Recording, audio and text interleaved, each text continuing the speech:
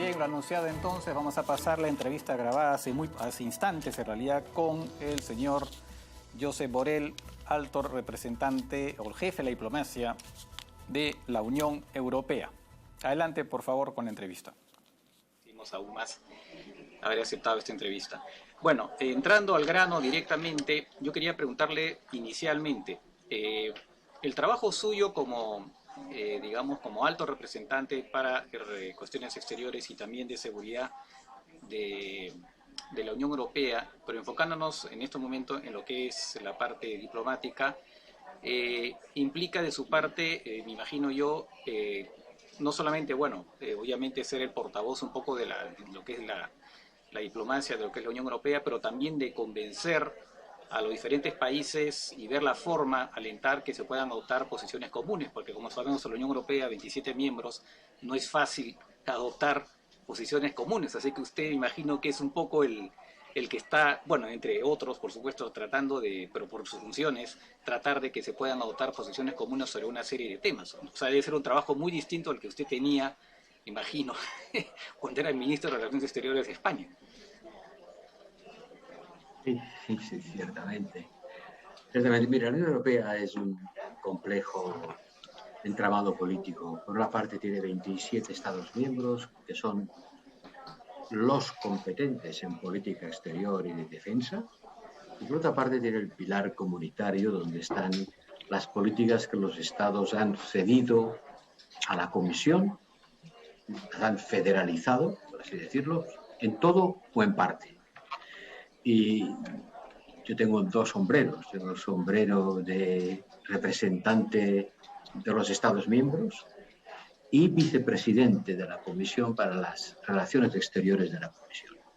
Por lo tanto, no solo tengo que poner de acuerdo a los 27 Estados miembros del pilar gubernamental, sino coordinar eso con las políticas que ya no están en manos de los Estados, sino en todo o en parte de la Comisión. O sea que es más difícil de lo que usted ha explicado todavía.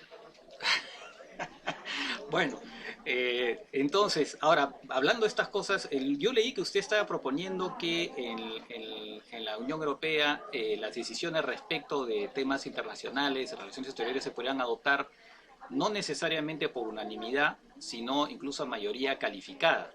Esa propuesta suya, ¿qué posibilidades hay de que efectivamente pueda concretarse? Pocas. Porque para abandonar la unanimidad hace falta la unanimidad. Claro, claro. Y entonces, claro, no se va a poder producir. Ahora, la Unión Europea está en estos momentos en un escenario en que hay esta contienda, si se quiere, entre China y Estados Unidos. Y entonces la pregunta es, ¿cuál es el papel, ¿no?, que puede asumir la Unión Europea frente a esta disyuntiva, ¿no?, que digamos que de alguna manera se presenta a los diferentes países? Se ha hablado, bueno, en diversos términos, respecto, por ejemplo, de China, que la Unión Europea considera a China como un adversario sistémico, pero de todas maneras no quiere ser arrastrado a una especie de confrontación necesariamente a la que eventualmente Estados Unidos podría aspirar. ¿Cuál es el papel en este caso de la Unión Europea frente a esta disyuntiva chino-norteamericana? Está claro que la confrontación entre Estados Unidos y China va a marcar este siglo y una nueva bipolaridad, que no es la misma bipolaridad de la Guerra Fría entre Rusia y Estados Unidos, Rusia, la Unión Soviética, porque entonces entre esos dos polos apenas había relaciones económicas y comerciales. No lo sabía, era una pura enfrentamiento militar. Mientras que ahora entre Estados Unidos y China hay una enorme relación comercial y financiera. China es el gran prestamista de Estados Unidos, cosa que no ocurría ni mucho menos que entre la Unión Soviética y Estados Unidos, y las inversiones productivas de Estados Unidos en China son enormes y la relación comercial también. Por lo tanto, es una nueva bipolaridad por la que se va a dirimir el juego de potencias en este siglo, pero de una manera completamente distinta a la del siglo pasado. Y por debajo de esta bipolaridad está emergiendo una multitud de polaridades. No hay solo dos polos, hay varios polos, porque hay países muy grandes. África del Sur, India, Brasil, la Unión Europea también. Y la Unión Europea tiene que tener la ambición de ser un polo en esta polaridad subyacente a la gran bipolaridad. Pero claro, para eso hace falta una voluntad de unir fuerzas y utilizar conjuntamente todos los instrumentos que tenemos, que son muchos. Para empezar, el comercio. Con eso no quiero decir que la Unión Europea vaya a ser equidistante entre Pekín y Washington. Ciertamente estamos mucho más cerca de Washington porque compartimos el mismo sistema político y económico. Democracia competitiva entre partidos políticos y economía de mercado versus partido. O sea, no somos equidistantes, pero tampoco estamos alineados. O sea, ser aliado no quiere decir estar alineado. Tenemos nuestros intereses y los tenemos que defender como Estados Unidos defiende los suyos, a veces sin demasiadas contemplaciones con sus aliados. Y ahí es donde Europa tiene que encontrar su lugar y creo que el mundo lo necesita. Creo que el mundo necesita que esa bipolaridad no sea dominante y excluyente, que haya otras fuerzas políticas que defiendan valores universales, como los derechos humanos, la democracia, la igualdad de género, que de alguna manera son, o queremos que sean, las señas de identidad de esa Unión Europea que es el resultado de demasiadas guerras entre nosotros que nos han conducido a pretender ser un factor de estabilidad y seguridad en el mundo sin recurrir a la fuerza para ello. De acuerdo.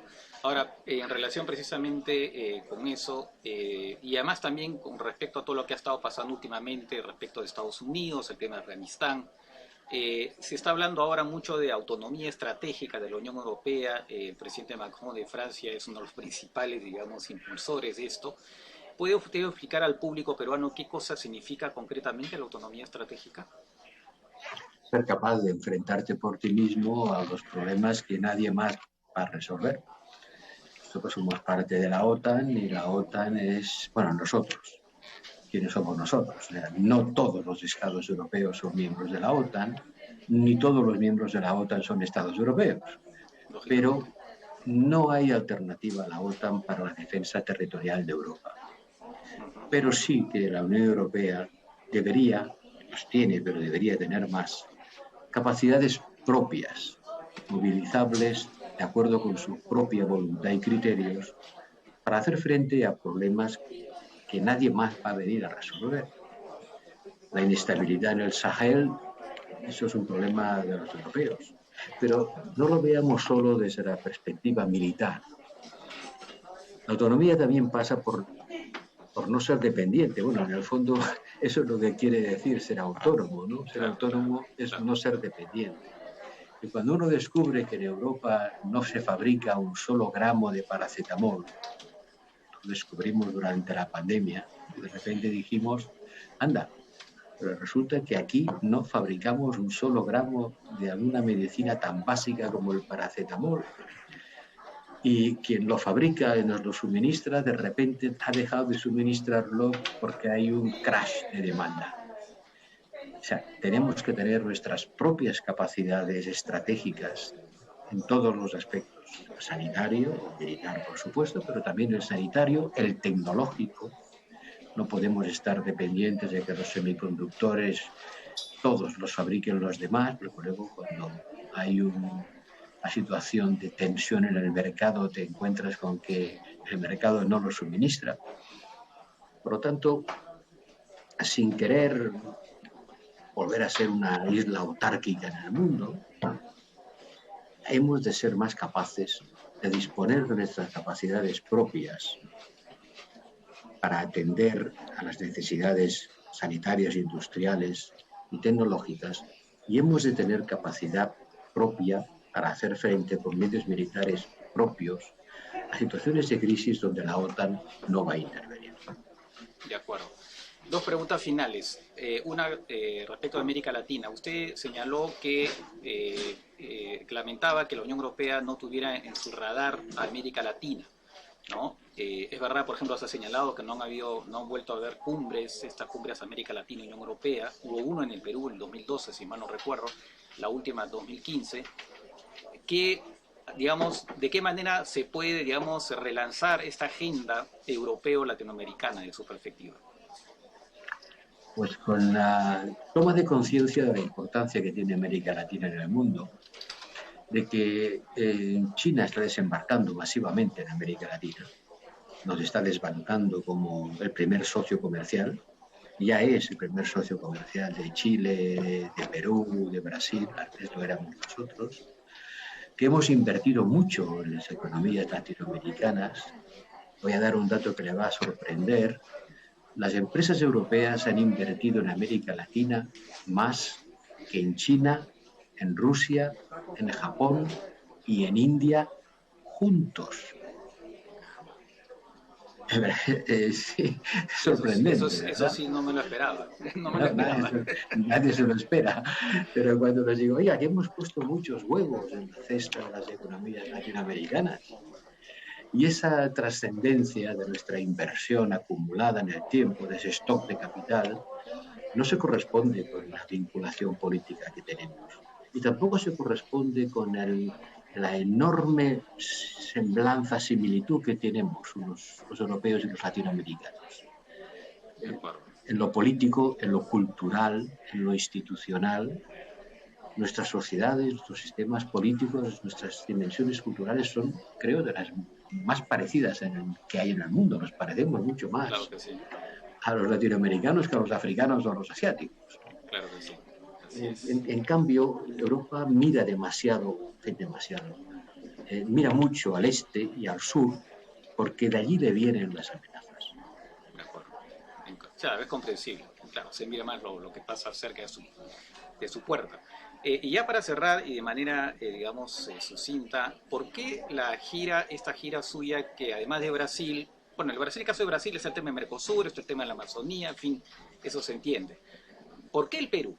Porque finalmente la Unión Europea tiene con estos contratos comerciales con varios otros países. ¿Por qué ha escogido el Perú? Lo cual, por supuesto, nos alegra como parte de esta mini gira, su primera gira en América Latina. Perú representa histórica y culturalmente el corazón de la América Andina.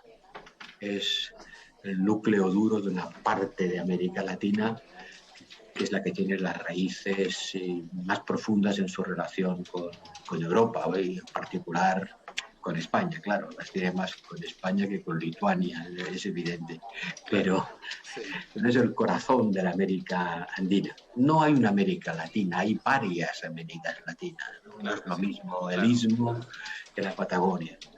Pero si vemos el macizo andino, Perú es hoy un país que además está pasando por una transformación política muy importante. Acaban ustedes de elegir al nuevo presidente de la República, que está intentando formar su gobierno, tiene una coloración política claramente a la izquierda, y creo que era bueno visitar dos países, uno que se inclina a la izquierda y otro que se inclina más a la derecha, y que en ese momento concreto Perú pasa por un cambio en la dirección política del país que nos gustaría acompañar. Ya la acompañamos enviando una misión de observación electoral que fue muy provechosa, creo, y que los informes que tengo de ella es que las elecciones se realizaron de una forma limpia, transparente, sin ningún problema sustantivo. El ganador ganó en buena lid, y que aunque ganara por poco, es el que los peruanos prefirieron y por lo tanto tiene nuestro reconocimiento, y queremos saber más sobre sus planes políticos, porque nos interesa. Este año Perú va a ser el país que más va a aumentar la ayuda por parte de la Unión Europea, va a ser el que más recursos va a recibir, no el que más recursos va a recibir, sino el que más los va a aumentar. De acuerdo. Que no es exactamente lo mismo, pero es significativo y eso seguramente es porque Perú ha soportado un choque brutal con la pandemia, su sistema sanitario ha demostrado sus límites, su debilidad, y creo que la ayuda europea se va a concentrar en el terreno de la salud. Nos interesa mucho lo que pase en Perú y desearíamos que después de los años de plomo que pasó este país, de los años duros de la guerrilla, de la dictadura y la violencia, se encamine por un proceso de paz y prosperidad inclusiva. Bien, bueno, muy interesante. Muchas gracias por habernos dado esta entrevista y además tomo nota de todo lo que usted ha señalado, en particular respecto del Perú. Gracias nuevamente y bueno, y que bueno, suerte en todo lo que venga ahora. Ese trabajo tan complicado que usted ha mencionado al inicio. Muchas gracias a ustedes por la oportunidad de que los peruanos me hayan escuchado y mucha suerte también a ustedes. Gracias. Muchas gracias. Gracias. Muy bien, pues ahora vamos a hacer una nueva pausa recordando la pregunta planeta. Ahí está, ¿quién fue Leopold Sédar Senghor? Y vamos a regresar ahora en un instante con la ficha país.